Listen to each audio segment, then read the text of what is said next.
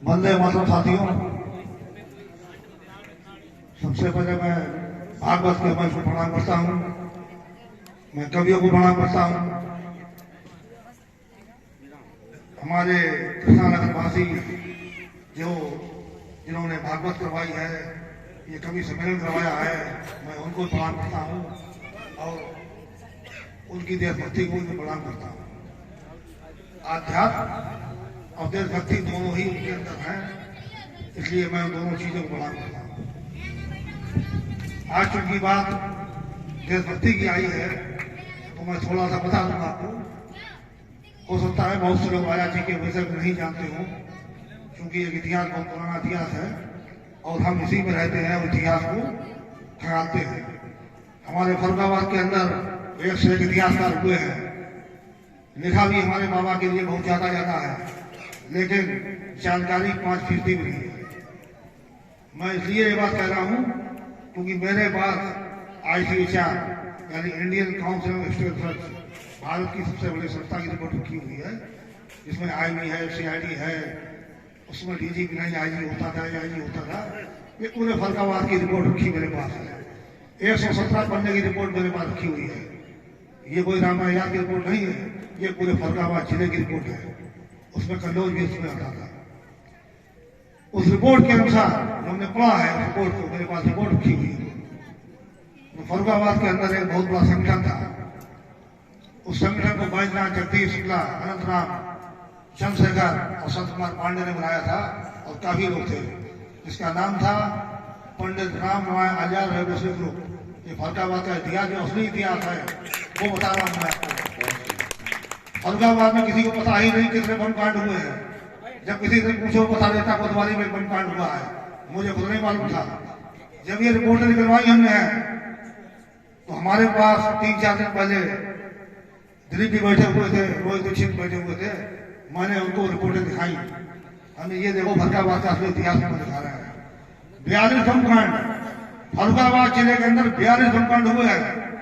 यहाँ पता ही नहीं था इतिहासकारों को, किसी को नहीं मालूम कुछ भी। डेट बाई डेट है मेरे पास, कौन सी डेट पर कौन सा बम कांड किस जगह हुआ है। फर्रुखाबाद कोतवाली बम कांड हुआ है, इंपीरियल होटल के पास बम कांड हुआ है, फर्रुखाबाद स्टेशन बम कांड हुआ है, टाइमन स्टेशन, कन्नौज स्टेशन, कई स्टेशनों पर बम कांड हुए हैं। ये मैंने इनको दिखाया था, ये देखो। भारत माता की जय, भारत माता की। ये बहुत बड़ी चीज है। इससे भी बड़ी चीज अगर क्रांतिकारियों का सबसे बड़ा कोई कहना है तो वो है British India report. British India report यानी लंदन रिपोर्ट तब जाती थी कि भारत की संसद में पास होकर ब्रिटिश की संसद में जाती थी और वहां से उसको कोई विक्टोरिया लिखती थी। यानी कि एक सिपाही अगर आपको पकड़ने आए और एक राष्ट्रपति पकड़ने आए बनता है, यानी कोई विक्टोरिया पंडित राम नजर रखे हुए थे। और ब्रिटिश इंडिया रिपोर्ट में नाम आना ही बड़ी बात है। और राम आजाद के ऊपर 1.5 पन्ने की रिपोर्ट बनी हुई है। वो 1986 में भारत आई है।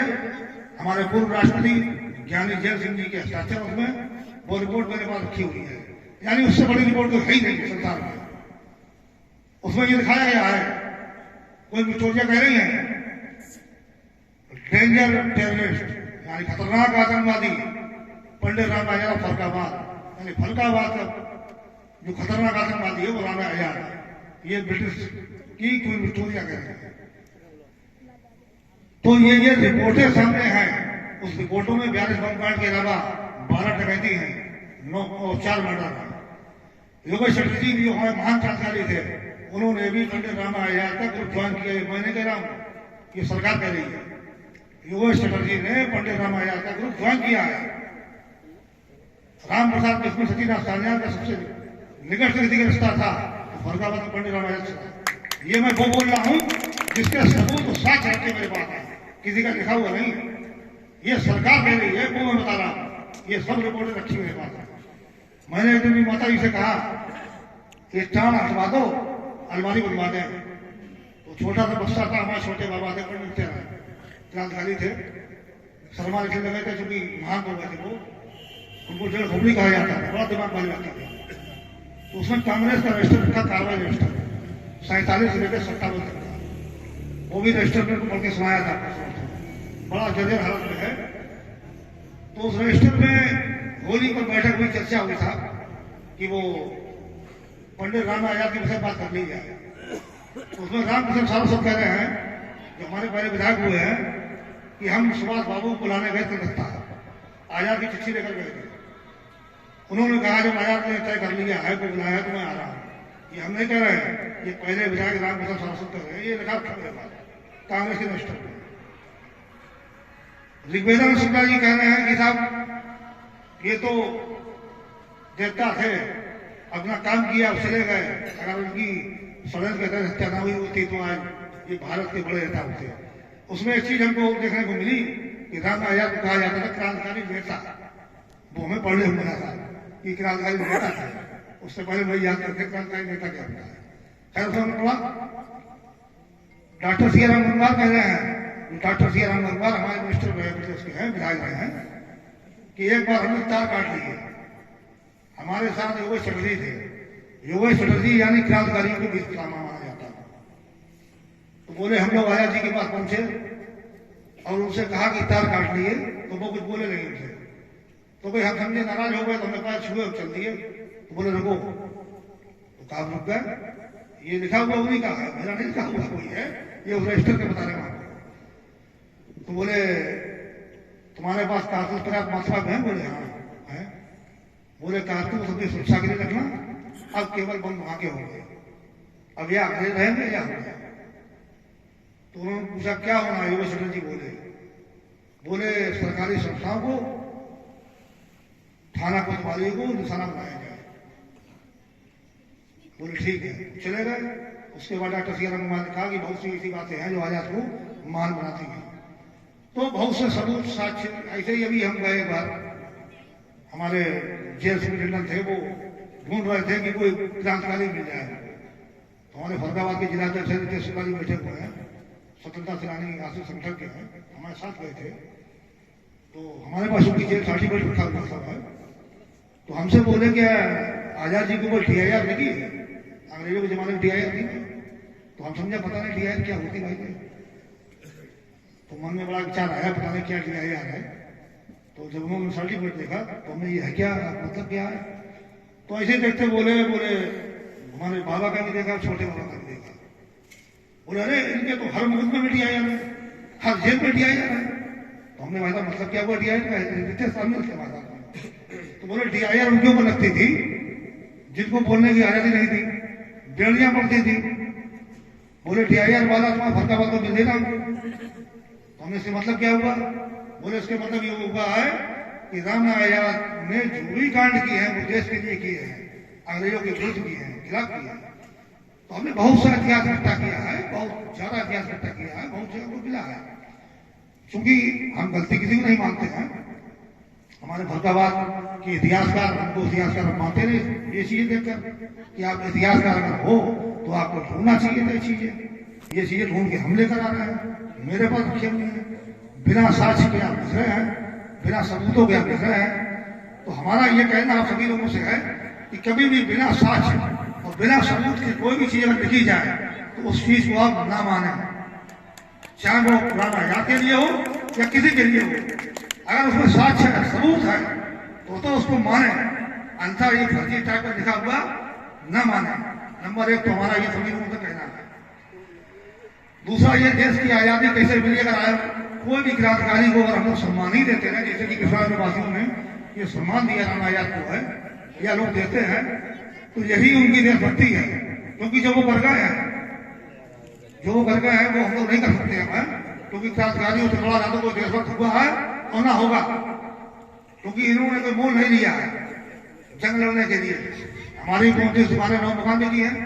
अगर हमारे छोटे बाबा की शादी हो गई होती, बच्चे हो गए होते, तो हम तो आसान मंचोरा में सुरत बैठे होते।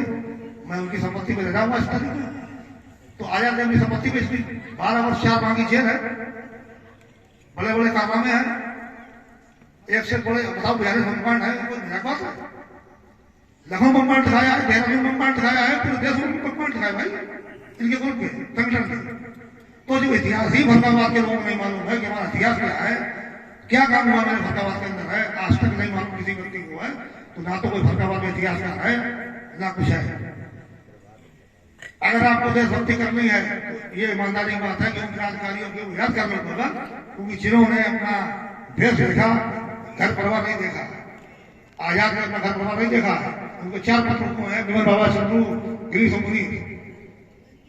बिमल बाबा चंद्रू क्या देखा? बम देखा, चमचे देखे, पिस्तौल देखे, कारतूस देखे, वैसे वो भी बने।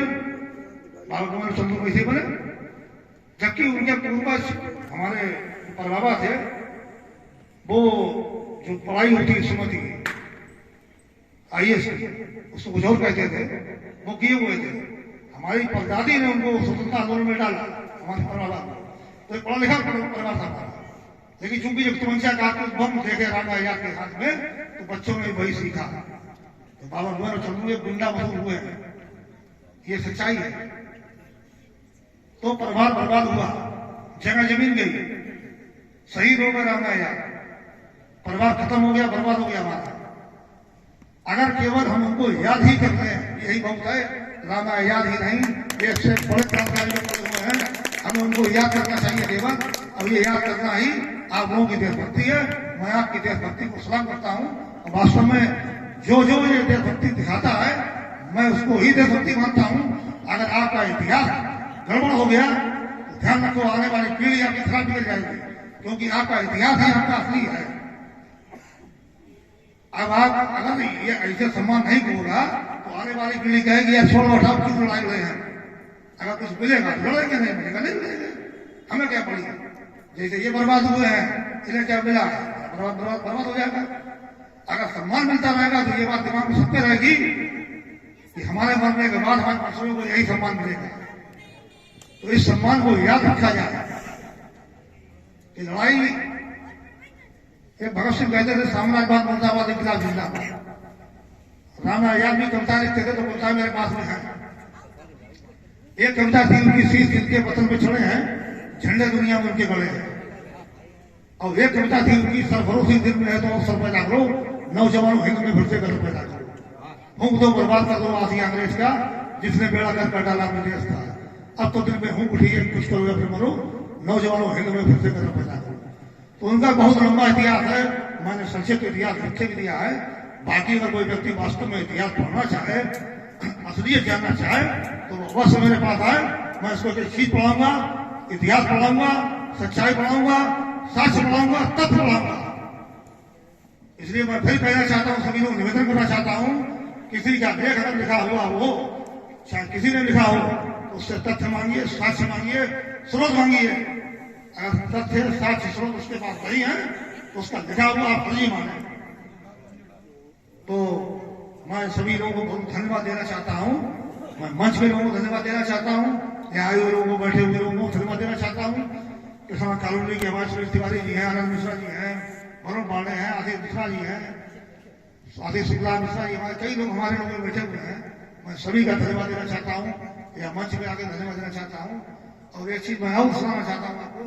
ये तो वंदे मातरम की बात होती है, तो वंदे मातरम गीत ये क्रांतिकारियों का गीत हुआ है। इसका चीज और सुनाए आपको, शायद किसी ने सुना होगा उसका कि हार नहीं जीत है, ये पावन पुनीत है, क्रांतिकारी गीत है महान वंदे मातरम। भगत का जरूरत विस्मित किया गीता, अस्फा बंगला की कुरान वंदे मातरम। जेल की दीवारों पर अपने लहू से लिखी जंगे आजादी की दास्तान वंदे मातरम। वाह। और जिसको फिरंगियों की गोलियां न रोक पाए, सूर्यों में गाया गया गान वंदे मातरम। वंदे मातरम हमारा ये है। वाह, बहुत मैं सभी लोगों से कहना चाहता हूँ, सभी हमारे आए हुए लोगों से कहना चाहता हूँ कि आप लोग देशभक्ति के कट्टर बने, देशभक्ति को दिल में रखें, जगा कर रखें। मेरा ये मानना है कि आने वाली पीढ़ी एक से बढ़ के आगे बढ़ के काम करेगी। और अंत में मैं एक बात कहना चाहता हूँ कि मैं अपने हाथों से मैं यहाँ के आयोजक लोगों का सम्मान करना चाहता हूँ, वो मैं अपने हाथों से करूंगा। बाकी आप लोगों का सम्मान